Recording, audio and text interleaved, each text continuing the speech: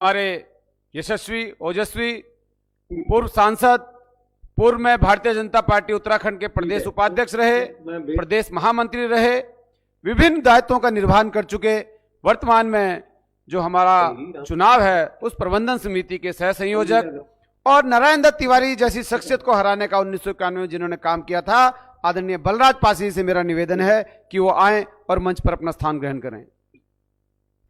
इस वर्चुअल जनसभा में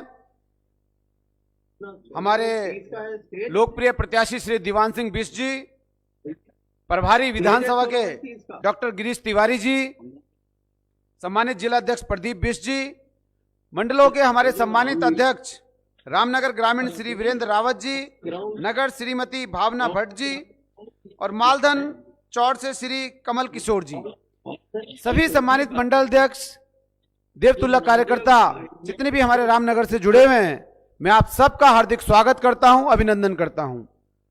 इससे पहले कि आदरणीय बलराज पासी जी का मैं मार्गदर्शन मिले, मैं अपने विधानसभा के सम्मानित प्रभारी डॉक्टर गिरीश तिवारी से निवेदन करूंगा कि वो सभी कार्यकर्ताओं को संबोधित करेंगे। डॉक्टर गिरीश तिवारी जी। लगानी है और 550 लगवा दे भाई। 550 आज के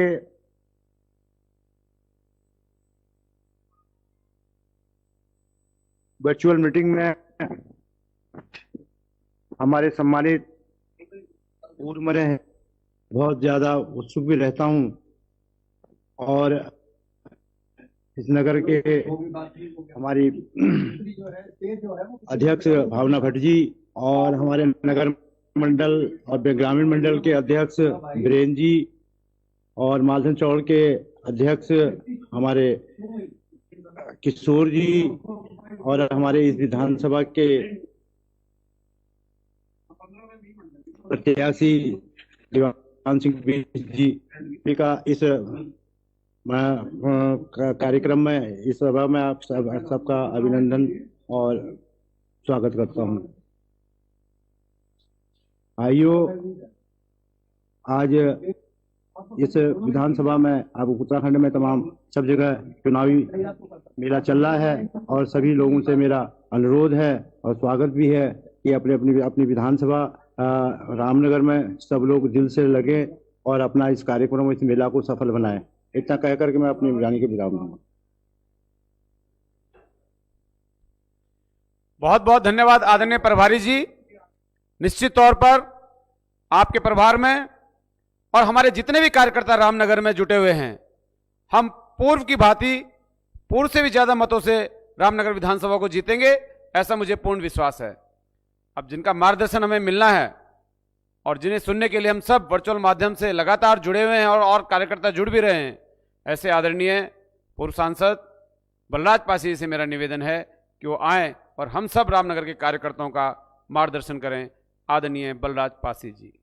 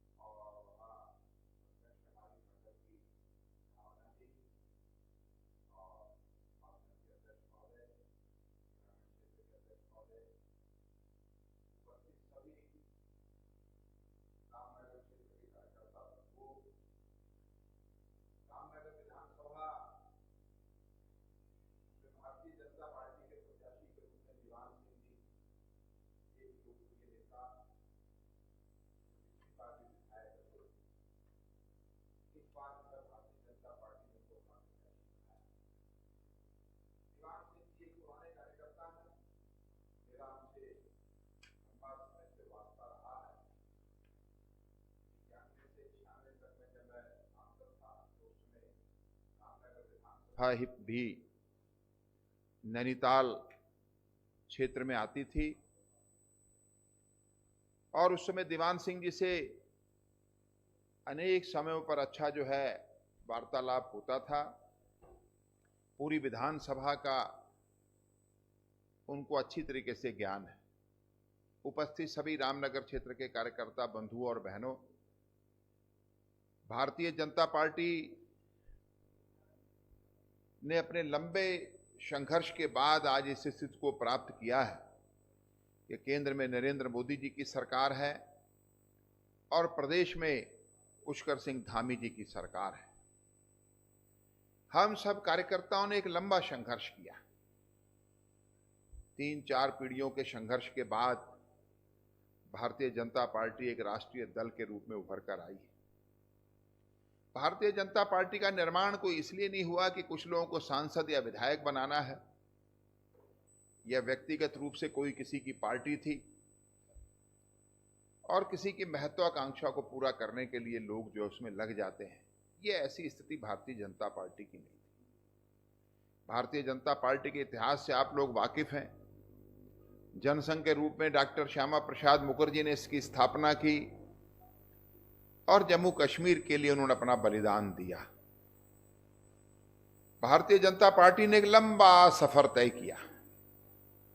हमारे पास अनुभवी नेता रहे, पंडित दीनदयाल उपाध्याय जैसे हमारे विचारक, जिन्होंने भारतीय जनता पार्टी को एक विचारधारा दी। देश में केवल कांग्रेस पार्टी थी या कम्युनिस्ट पार्टी थी कि और भी कोई विचारधारा हो सकती है, कोई राष्ट्रवादी विचारधारा हो सकती है, कोई सोच नहीं सकता था। कम्युनिस्ट जो थे विदेशों से प्रभावित थे और कांग्रेस केवल सत्ता विमुख हो चुकी थी। सत्ता की तरफ ही उनका केवल ध्यान था, किसी तरीके से भी इन प्राकरण सरकार में बने रहना और उसके लिए वो तुष्टीकरण की नीति अपनाना, और राष्ट्रीय मुद्दों पर कांग्रेस का कभी भी ध्यान नहीं रहा और उल्टा उन्होंने राष्ट्र विरोधी निर्णय लिए। देश के विभाजन की भी जिम्मेवार रही कांग्रेस, और कश्मीर को हिंदुस्तान से अलग करने का एक षड्यंत्र में भी कांग्रेस शामिल थी, जिसने धारा 370 लगाई, जिस धारा को जो है भारतीय जनता पार्टी की मोदी जी की सरकार ने जो है समाप्त किया। इन 7 वर्षों में देश की जनता का एक बहुत बड़ा आत्मविश्वास इसलिए बढ़ा कि पिछले उससे पहले जो 10 वर्षों तक कांग्रेस की सरकार थी, सिवाय घोटालों के अलावा और कुछ नहीं था। जनता ने हम पर विश्वास किया और इसी विश्वास पर खरे उतरते हुए नरेंद्र मोदी जी ने देश के अंदर जो आम आदमी, जो गरीब आदमी, मजदूर आदमी, उसकी चिंता की। 70 वर्षों में एक आदमी खाना बनाने के लिए गैस के कनेक्शन के लिए आदमी तरस रहा था। गांव का जो गरीब आदमी, किसान आदमी, उसकी किसी ने चिंता नहीं की। हर आदमी को गैस उपलब्ध कराई। आज प्रधानमंत्री मोदी जी गांव का जो किसान है, छोटा मजदूर है, उसको जो है हर साल 6,000 रुपए उसको पेंशन देने का काम कर रहे हैं। इस कोरोना काल में देश के हर आदमी को जो है मुफ्त में राशन, और मैं समझता हूं कि जो रामनगर विधानसभा है, कोई गांव ऐसा नहीं जहां पर लोगों को जो है मुफ्त में जो है वो राशन जो है वो ना मिल रहा। भारतीय जनता पार्टी की सोच ही हमेशा जो है गरीबों के लिए, मजदूरों के लिए और किसानों के लिए रही है। कार्यकर्ता बंधुओं और बहनों, आपका एक लंबा संघर्ष, जिसका परिणाम है कि केंद्र में भारतीय जनता पार्टी की सरकार बनी। उत्तराखंड राज्य बना 2001 में, 2000 में, और वो केवल इसलिए बना कि अटल बिहारी वाजपेयी की केंद्र में सरकार थी। जब उत्तराखंड में राज्य आंदोलन चल रहा था, उस समय में मुजफ्फरनगर, मसूरी, जो है आपका खटीमा गोलीकांड हुआ, और उस समय मुलायम सिंह की सरकार को कांग्रेस का समर्थन था, इन्हीं हरीश रावत जी के पार्टी का समर्थन था। अगर वो चाहते तो सरकार गिर जाती, मुजफ्फरनगर गोलीकांड नहीं होता, मसूरी खटीमा गोलीकांड नहीं होता। लेकिन उस कांड के बावजूद भी हरीश रावत की पार्टी ने मुलायम सिंह को समर्थन दिया, और उस समय हम लोग कहते थे कि जब भी हम केंद्र में आएंगे, भारतीय जनता पार्टी ही इस राज्य का निर्माण करेगी। और जब हम सरकार में आए, अटल जी की सरकार बनी, तो राज्य का निर्माण हुआ। लेकिन 2002 में यहां पर कांग्रेस की सरकार बन गई। राज्य हमने बनाया था, लेकिन सरकार जनता ने कांग्रेस की बनाई, लेकिन इसकी भी हमने उस जनादेश का सम्मान किया। अटल बिहारी वाजपेयी ने नारायण दत्त तिवारी जी को दिल्ली बुलाया और उन्होंने कहा कि राज्य का निर्माण हमने किया है, बताइए क्या आवश्यक है राज्य के लिए। और आर्थिक पैकेज और औद्योगिक पैकेज देने का काम अटल बिहारी वाजपेयी ने किया, और एक लंबे समय तक यह औद्योगिक पैकेज यहां पर लागू हो ताकि यहां फैक्ट्रियां लगे और फैक्ट्रियां लगी भी। आज रुद्रपुर के अंदर, देहरादून में, हरिद्वार में, सब जगह फैक्ट्रियां हैं। लेकिन जैसे ही केंद्र में कांग्रेस की सरकार आई, उसने सबसे पहला काम किया, हमारे औद्योगिक पैकेज को खत्म कर दिया। और कांग्रेस ने उसके खिलाफ चूं तक भी नहीं की। प्रदेश में कितने लोगों को, लाखों लोगों को और नौकरियां मिलती। हमेशा ये कांग्रेस पार्टी, ये उत्तराखंड की जो है विरोधी रही है। इन्होंने राज्य के निर्माण का भी विरोध किया, इन्होंने हमारे औद्योगिक पैकेज को भी, आर्थिक पैकेज को भी खत्म करने का काम किया। और दूसरी तरफ केंद्र में जब मोदी जी की सरकार आई, ऑल वेदर रोड 10,000 करोड़ रुपया उसी समय तत्काल प्रभाव से दिया गया। 4 धाम की यात्राएं सुगम हो सके, देश प्रदेश के अंदर करोड़ों लोग आएंगे, प्रदेश को आर्थिक लाभ होगा। उस समय भी कांग्रेस के हरीश रावत जी ने विरोध किया, उन्होंने कहा ऑल वेदर रोड की जरूरत नहीं है। लंबे समय तक जिस कांग्रेस ने ऋषिकेश से लेकर कर्णप्रयाग के रेल मार्ग की जो है हमेशा उस पर उसका राजनीतिक लाभ उठाया, नरेंद्र मोदी जी ने आते ही उस योजना का शिलान्यास किया। 2024 तक हम लोग जो है अब कर्णप्रयाग तक जा सकते हैं ट्रेन से। हमने हर वादे को पूरा किया। टनकपुर से लेके बागेश्वर तक की जो रेल लाइन का काम चालू हो गया, बहुत हमें जाने का अवसर प्राप्त होगा। कितने विकास के काम किए हैं। आज मुरादाबाद से लेकर जो है रामनगर तक जो है 4 लेन बनने जा रही है। काशीपुर बाईपास बनेगा, रामनगर के आने जाने की सुविधा जो है आसान होगी। रामनगर को लाभ होगा, रामनगर का जो कार्बेट पार्क है उसको लाभ होगा। ऐसी बहुत सी योजनाएं जो भारतीय जनता पार्टी की सरकार के समय में गरीबों के लिए योजना। इस रामनगर क्षेत्र में जितने भी हमारे बंधु अच्छी तरीके से जानते हैं, अगर अच्छे डॉक्टर नहीं होंगे तो इलाज कहां से होगा। और अच्छे डॉक्टर बनाने के लिए मेडिकल कॉलेज चाहिए। तब तक के लिए अटल बिहारी वाजपेयी ने हमें एम्स दिया। और आज हमारी धामी जी की सरकार ने पिथौरागढ़ में, अल्मोड़ा में, रुद्रपुर में और हरिद्वार में 4-4 मेडिकल कॉलेज दिए, ताकि डॉक्टर निकलेंगे वहां से। और जब वो डॉक्टर निकलेंगे तो तभी हमें डॉक्टर उपलब्ध होंगे। इलाज तो डॉक्टर ही करेगा, अस्पताल तो इलाज नहीं करेगा। अस्पताल में जब तक डॉक्टर नहीं होगा, इलाज नहीं होगा। कांग्रेस ने कभी कहा डॉक्टर कैसे बने, इसकी कभी कोई चिंता ही नहीं की है।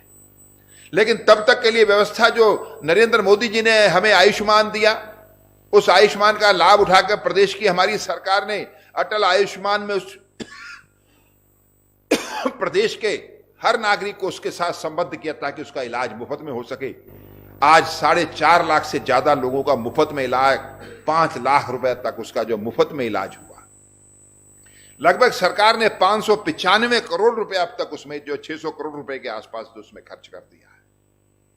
इतनी बड़ी चिंता करने वाली हमारी सरकार, उत्तराखंड की सरकार, धामी जी की सरकार। मैं रामनगर के निवासियों से सबसे निवेदन करना चाहता हूं, आपके पास एक अवसर है। अच्छा और ईमानदार भारतीय जनता पार्टी ने आपको प्रत्याशी दीवान सिंह जी के रूप में दिया। पिछले दिनों एक राजनीतिक बहुत बड़ा ड्रामा हुआ जो आज तक चर्चा का विषय बना। हरीश रावत जी ने ताल ठोक दी कि रामनगर से चुनाव लड़ेंगे और जाके उन्होंने तैयारी भी करनी चालू कर दी। लेकिन हम अच्छी तरीके से जानते हैं कि दीवान सिंह जी की लोकप्रियता के कारण से हरीश रावत जी को रामनगर को छोड़कर भागना पड़ा और जाकर वो लाल कुआं से अब चुनाव लड़ रहे हैं और वो वहां से भी पराजित होंगे। हरीश रावत जी की अपनी अंतर कलह के कारण से आज हरीश रावत जी कहां पर खड़े हैं और कांग्रेस किस चौराहे पर खड़ी है। प्रदेश में केवल और केवल भारतीय जनता पार्टी की सरकार बनने वाली है और यह सरकार अगर बनेगी तो केवल दीवान सिंह जी के वोट से बनेगी और दीवान सिंह के वोट की कीमत आपको बनानी पड़ेगी। दीवान सिंह जी जब विधायक बनेंगे तब उनका वोट बनेगा। इसलिए मैं आप सब कार्यकर्ताओं से निवेदन करना चाहता हूं, चाहे वो मालधन चौड़ के कार्यकर्ता हों, चाहे वो रामनगर शहर के कार्यकर्ता हों, चाहे वो छोई के कार्यकर्ता हों, चाहे वो पीरू मदारा के कार्यकर्ता हो, वहां की जनता हो, आपसे मैं निवेदन करने के लिए चाहता हूं कि हमने एक ईमानदार छवि का आपको भारतीय जनता पार्टी ने प्रत्याशी दिया है और आप उन्हें भारी बहुमत से जिताएं और उत्तराखंड से फिर से भारतीय जनता पार्टी की सरकार बनाए ताकि वो जनता की सेवा कर सके। आप सब कार्यकर्ताओं का बहुत बहुत धन्यवाद। नमस्कार। बहुत बहुत धन्यवाद आदरणीय बलराज पासी जी। आपके मार्गदर्शन में निश्चित तौर पर रामनगर का कार्यकर्ता 14 तारीख को भारी बहुमत के साथ जो है कमल का बटन दबाने वाला है और जिस प्रकार जो है हमने 17 में रामनगर विधानसभा जीती थी, इस बार भी हम उसी बहुमत के साथ रामनगर विधानसभा को जीतने जा रहे हैं। मैं रामनगर के सभी देवतुल्य कार्यकर्ताओं का, अपने प्रत्याशी का, विधानसभा प्रभारी जी का, सभी सम्मानित मंडल के अध्यक्षों का और जितने भी देवतुल्य कार्यकर्ता जुड़े हैं उन सबका धन्यवाद करता हूं। आदरणीय बलराज पासी जी का विशेष धन्यवाद करता हूं कि सुबह से लगातार आप विभिन्न विधानसभाओं में व्यस्त होने के बावजूद अपना कीमती समय आप हमें दे रहे हैं। इसके लिए मैं आपका दिल की गहराइयों से धन्यवाद करता हूं। जय हिंद, जय भारत।